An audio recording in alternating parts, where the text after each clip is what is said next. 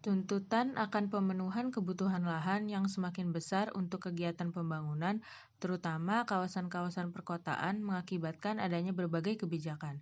Salah satunya adalah reklamasi.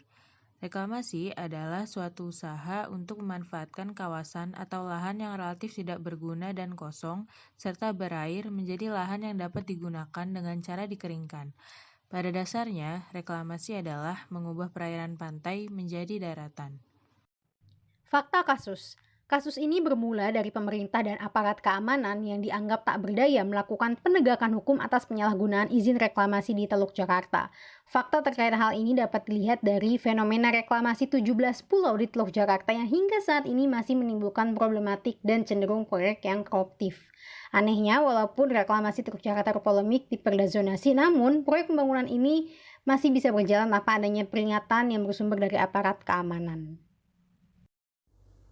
Proyek reklamasi Teluk Jakarta bukanlah hal baru dalam perkembangan pembangunan ibu kota. Sejak awal perencanaannya, telah mendapati penolakan dari masyarakat dan nelayan karena dampaknya terhadap pemburukan lingkungan pesisir maupun penggusuran ruang hidup dan penghidupan nelayan di Teluk Jakarta.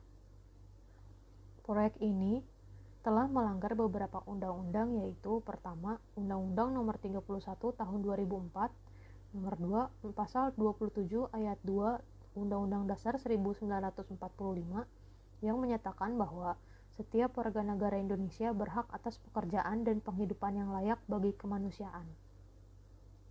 Yang ketiga ada Pasal 127 Ayat 1 huruf M Peraturan Daerah Provinsi DKI Jakarta Nomor 1 Tahun 2012, Pasal 24D Ayat 1 Undang-Undang Dasar 1945, Pasal 28H Ayat 1 Undang-Undang 1945, Pasal 24 Undang-Undang Nomor 32 Tahun 2009, Pasal 31 Undang-Undang Nomor 32 Tahun 2009, Pasal 108 Ayat 1 huruf E Perda DKI Jakarta Nomor 1 Tahun 2012, Pasal 53 Ayat 1 Undang-Undang Nomor 27 Tahun 2007 tentang pengelolaan wilayah pesisir dan pulau-pulau kecil, dan terakhir ada Pasal 50 Ayat 1 Undang-Undang Nomor 1 Tahun 2014 tentang perubahan atas Undang-Undang Nomor 27 Tahun 2007 tentang pengelolaan wilayah pesisir dan pulau-pulau kecil.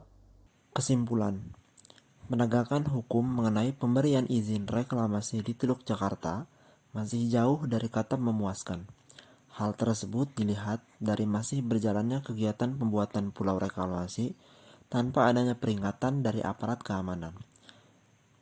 Indonesia sudah saatnya patuh pada rencana. Pemanfaatan ruang laut harus didasarkan pada perencanaan yang ditetapkan dalam peraturan perundang-undangan.